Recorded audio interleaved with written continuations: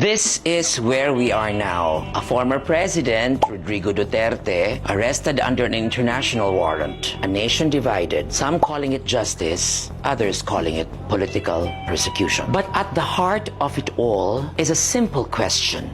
Was the arrest done legally? Kay kung sayop ang proseso, mahimong iligal ang pagdakop. If there were lapses, then those responsible must be held accountable. Ibalik nato ang pagsabot.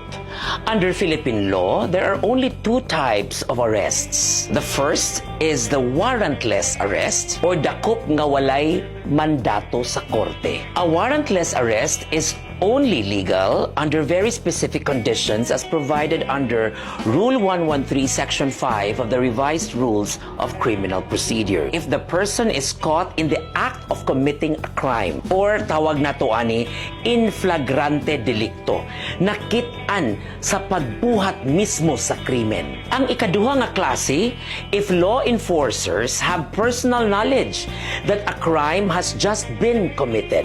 And the third is if the person is an escaped detainee or kanang ni-eskapo siya gikan sa prisuhan.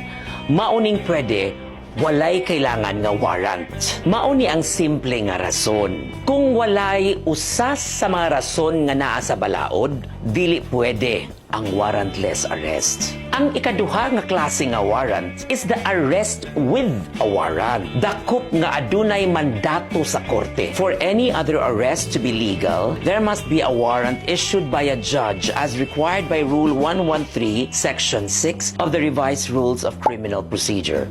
More importantly, the Bill of Rights, Article 3, Section 2 of the 1987 Constitution, guarantees that no person shall be arrested except by a virtue of a warrant issued by a judge based on probable cause. Mao nga kung sayop ang pamaagi sa pagdakop, mahimong illegal kini. So now we ask, which type of arrest was this? The warrant came from the International Criminal Court or the ICC, a body that the Philippines withdrew from in 2019. Did this warrant hold weight in our legal system? Did the police properly serve it? Or did they treat it as a warrantless arrest using force without following due process? Police Major General Nicolas Torre, the officer in question, struggled to explain whether the authorities followed proper legal procedures. Did they uphold the law? Or did they bend it? Mauni ang problema.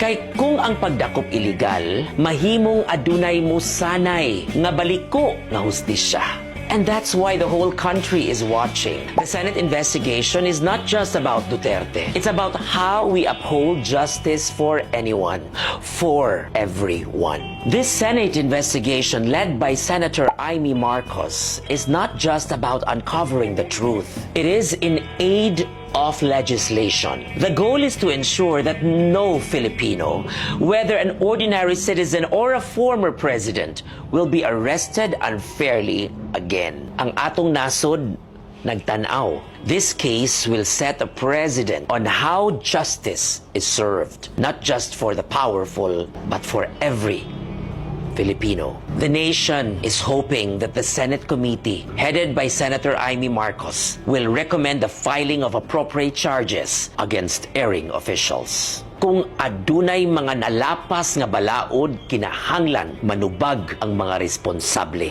At the same time, since this investigation is in aid of legislation, it is hoped that this will lead to stronger amendments to existing laws. Laws that will protect Filipino citizens from being unfairly tried in other countries, especially when our justice system is functioning. Dili ta gusto nga ang mga Pilipino dakpon lang sa ubang nasod kung naatay kaugalingong hustisya nga angay sundon. So what will the Senate do? Will it uphold the rule of law? Will it protect our sovereignty? The world is watching. The Philippines is watching.